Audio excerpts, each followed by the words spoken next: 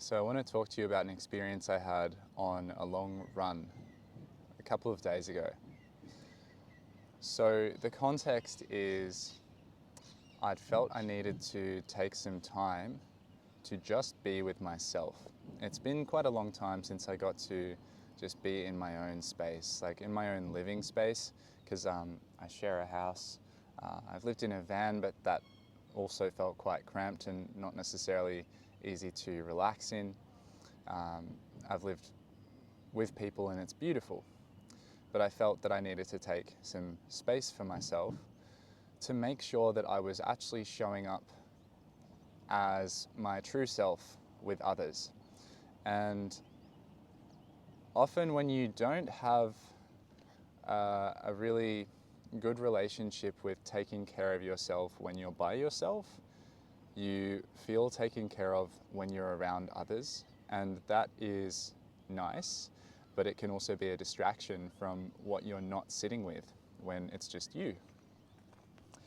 So I'd been doing this for a few days. I'd almost been on this like mini retreat that I'd created, really like tidying up the house and creating like a nice ambiance and meditating, journaling, waking up early, making sure I was working with some qigong every morning, and making a conscious effort in my communications with other people not to drop into patterns of saying what I thought they wanted to hear, not to drop into patterns of withdrawing completely either. And so I found that this week really did good things. So what happened on the long run was I felt like it would be good to just walk to pick up my van from getting serviced. So I actually drove it down and then I walked like 10 Ks back home. And then to pick it up, I ran that 10K back to my van. And there was a lot of rain and it was a bit of an ordeal, but I really wanted that. I really wanted to see myself. And so what I noticed was all of my thoughts coming up on that long outing, all of the things that I was struggling with, and then all of these little moments of appreciation for myself and for nature, and for giving myself that time, even though it's an unusual thing to do, not to just ask a friend to drop you or pick you up. But what I witnessed in the time I had to myself was this cycling of thoughts coming up and thoughts kind of tagging in with emotions and emotions tagging in with physical feelings, and then how that forms my identity and how that affects how I react. And I kind of was just out by myself doing nothing but walking or running for long enough that I was able to just see that happen quite a few times. And there were periods where on that run I was naturally called to challenge myself, to push, but not to push to punish myself, not to push to prove anything to anyone, but kind of just to experience myself as willpower, you know? To not shirk away from discomfort. And so I did that, and I noticed that as the discomfort came and as I ran harder, naturally, I had this wanting to get away from the pain of that. And then I realized that wanting to get away from the pain of that wasn't going to change the pain, it was just making the pain worse. Now, this is something that I've experienced before, but on this run, I was able to connect with a deeper layer of emotion, which I haven't connected with for a while. And what I realized was, hey man, you can witness yourself applying this sincere effort. You don't just have to be stuck in the effort and in the pain, you can actually witness yourself applying the effort, and you can witness yourself persisting through the pain without getting really hardened and without numbing and without either stopping or forcing. You can just be with the pain as it is. And the more I was able to strip back the resistance to that, the more I felt that I was actually energized and enlivened and supported by my own witnessing, by my own presence. And it felt greater than me. It didn't feel like the ordinary me. And as I went deeper into the pain, I gave up or discarded the things which I didn't want or need anymore. And I said to the all. I said to God, I said to the witness, just, it's all yours. My life is yours. Do with it as you please. And I just noticed more and more energy, more and more clarity, less and less resistance, and the pain was just a sensation, and I could just keep running. And through that, a few thoughts came up. I was able to witness a deeper, more challenging layer of thought in a way that I hadn't witnessed it so clearly before. And because of perhaps my persistence, but also my kindness, it's like that sincerity without being overly serious, I think deeper layers of my psyche unearthed themselves, and I realized that there were a few words that I needed to hear, and there were a few beliefs that I'd internalized through my life, like never having done enough, not being witnessed in my efforts. But by witnessing myself, those beliefs came up and they dissolved through tears, they dissolved through hearing internally the voice of my dad, who passed away in 2014, saying, I'm really proud of you. Like, I see you trying, this is fantastic. And my brother as well. And so the point is, I was able to see how I'd internalized both the not being enough, and I'd internalized the lack of pride in my own witnessing, and I'd created suffering through that. And I'm sure that through my lineage, the same thing had occurred for my dad or for my brother. These things are generational, these patterns, these familial patterns are like blueprints.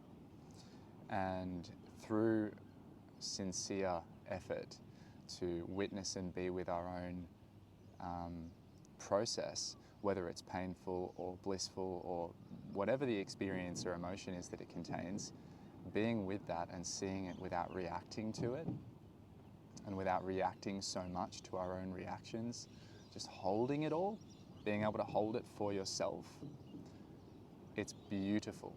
It's beautiful and it's transformative. And I literally feel like I was born into a new layer of life that day.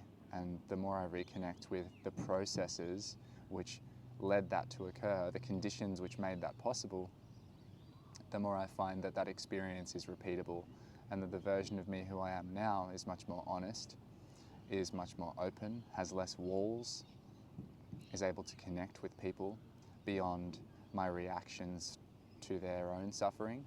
And that's because I've been able to meet my own suffering more closely without running away. So what's the moral of this? Sometimes you need to spend a week just in your own space. But don't make it a week of withdrawing. It's not about withdrawing.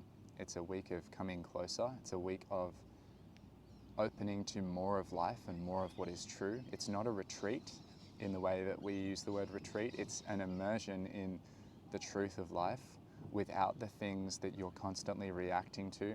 And then you can begin to, having stripped that away, consider what it is that's most central and most important to you and to your being, and what it is that you really care about, not in light of what others expect of you or even what you expect of yourself.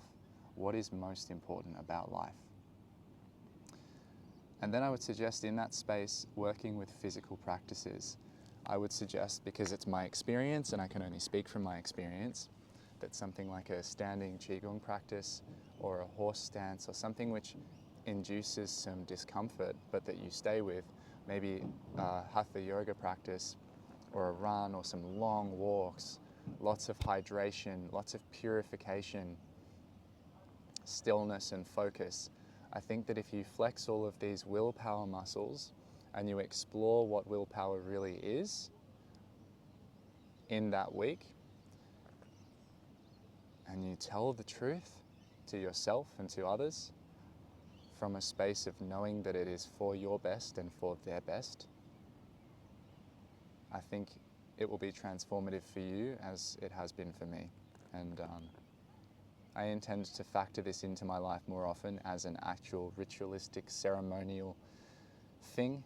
I think it's really important that we don't just have this baseline intention to be good people through life and, you know, do our best and show up every day, I think it's important that we have these like uncommon, ritualistic, reflective processes which take us out of the ordinary just for long enough to actually witness what the ordinary has created and who we're becoming in the ordinary, and then we can reshape and reorient. I think a lot of people are afraid to do this, and the reason for that is because they know that they're going to find something. A lot of us, including myself, have goodness knows how much suppressed emotion, goodness knows how much suppressed character within us. And so our personality becomes this convoluted mess of avoidance patterns and vices and subtle addictive behaviors where we turn away from ourselves, and in doing so we end up only giving others a false or incomplete version of who we are. I think that the deepest part of us knows this naturally, and that's why we avoid these things. But as soon as you scratch the surface, and you keep scratching, and you have a little bit of trust, and you hold yourself to very high social standards and very high personal integrity standards, I think you realize it's much easier to lean towards truth. There's actually much less suffering in whatever pain comes from that than the suffering that comes from continuing in a pattern which feels false and from winding others up in that. It's not for them. Being someone for other people is not for them. It doesn't help them. It really doesn't. It is a signal that you're afraid of feeling ill-equipped to process your emotions when they react in a way that you can't manipulate.